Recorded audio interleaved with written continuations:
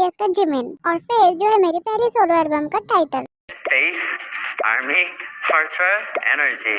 तो आप लोगों को मेरे बारे में थोड़ा और जानने का मौका मिलेगा जिमिन कीवर्ड इंटरव्यू के जरिए। तो चलो शुरू करते हैं। जब आप अपनी एल्बम तैयार कर रहे थे तब आपको कौन कौन सी चिंताएं थी और आपने उसे कैसे खत्म करा? अगर मैं सच बोलूं तो मुझे अपने एल्बम बनाने में बहुत ज्यादा मजा आया, लेकिन जैसी प्रमोशन शुरू करने की बात आई तो मुझे डर लगने लगा कि मैं अच्छे से कर पाऊंगा बिना मेंबर्स के या फिर नहीं। तो मुझे उस टाइम पर यही चिंता सता रही थी, लेकिन मैं न्यू चैलेंजेस लेता रहता हूँ, तो मैंने भी इसको एक चैलेंज की तरह लिया और अपनी इस वाली चिंता को भी दूर कर दिया। तो सबसे बड़ा अंतर क्या है team activities and solo activities में?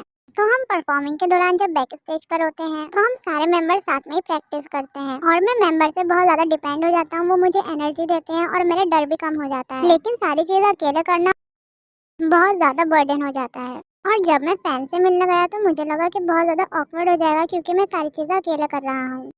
सबसे मुश्किल गाना कौन सा था आपके लिए रिकॉर्ड करना? फोर्थ ट्रैक जिसका नाम है एलोन। एलोन कुछ ऐसा है, मैं कैसे कहूँ इसके बारे में, ये उस वाले टाइम को दर्शाता है जब मैं अपने बारे में बहुत बुरा सोचता था।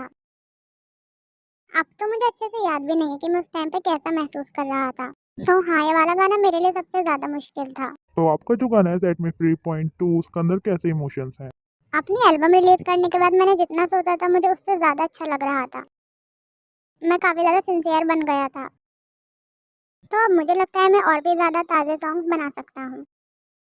आपका गाना लाइक क्रेजी में जस्ट ट्रस्ट मी का जेन्युइन वर्जन कैसा होगा? Just trust me।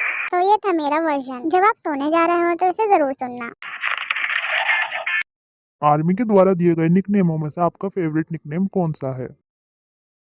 निकनेम तो नहीं, पर मुझे अच्छा लगता है जब आर्मी मुझे मेरे पूरे नाम से बुलाती है, पार्क जिमिन। हालांकि पिछले 3-4 सालों में इतना मौका तो नहीं मिला मुझे मिलने का। आप जितना वक्त एक दूसरे से दूर रहते हो और आप एक दूसरे के बारे में न कुछ सुन पाते हो, तो फिर वो चीज आपको ये सोचने में मजबूर कर देती है कि आप वहाँ हो भी या नहीं। और तभी कोई अचानक से मुझे मेरे नाम से बुलाता है तो मुझे बहुत अच्छा लगता है। इनमें से असली जिमिन कौन सा है? ये दोनों ही मैं नहीं हूँ। स्वेट पैंट्स एंड स्लीपर्स ये है असली जिमिन। क्या आप एक फेरी हो? हाँ, बिल्कुल सही कहा, शुक्रिया। जिमिन का क्या चार्म है जो आप न्यू आर्मी को बताना चाहोगे? तो अगर आप एक न्यू फैंडम हो तो मैं आप लोगों को बताना चाहूंगा कि मेरा आगे का दांत बिल्कुल सीधा नहीं है। तो एक फैन ने मेरा ये दांत बाहर निकला हुआ देख लिया तो उसे लगा कि वो एक च्युइंग गम है जिसकी हम एडवर्टाइज करते हैं। मुझे उम्मीद है कि आपको ये थोड़ा बहुत पसंद आया होगा। हाल ही में आपकी सबसे बड़ी चिंता क्या है? तो मुझे आर्मी में जाने से पहले अपना दांत सीधा करवा लेना चाहिए या फिर नहीं? क्योंकि ये बहुत लंबे समय की बात है तो इसलिए मैं इसको वेस्ट नहीं करना चाहता, पर आप लोग मुझसे मना करोगे तो मैं नहीं करवाऊंगा, पर मैं इसके बारे में फिर भी सोचूंगा।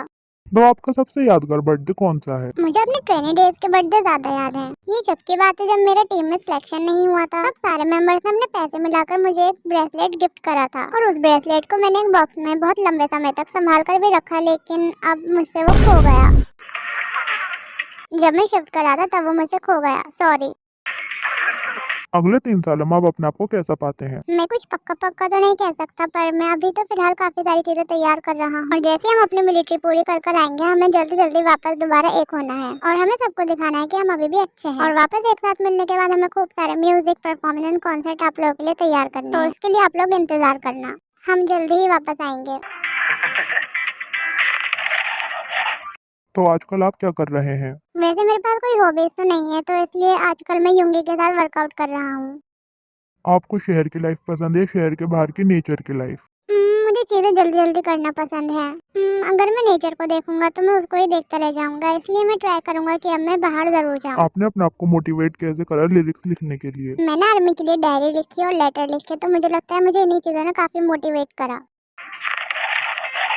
आप परफॉर्म करने से पहले अपने आप को कैसे तैयार करते हो? एक ड्रिंक है जो आपको काफी एनर्जी देती है और उसे परफॉर्मेंस से 1 घंटा पहले पीना अच्छा रहता है, तो इसलिए एवरीवन फाइटिंग। आपको ऐसी कौन सी एडवाइस है जो सबसे ज्यादा स्ट्रेंथ देती है?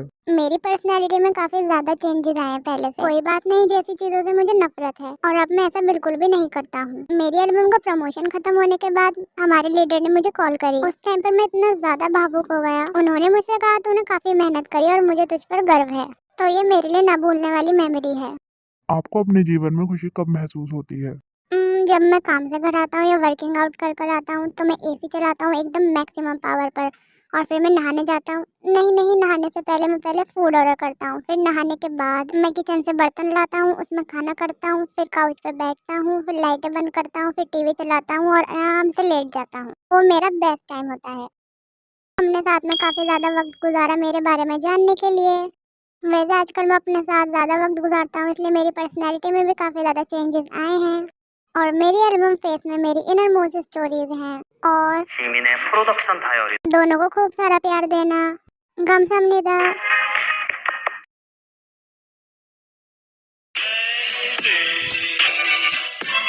Please be oh so tight.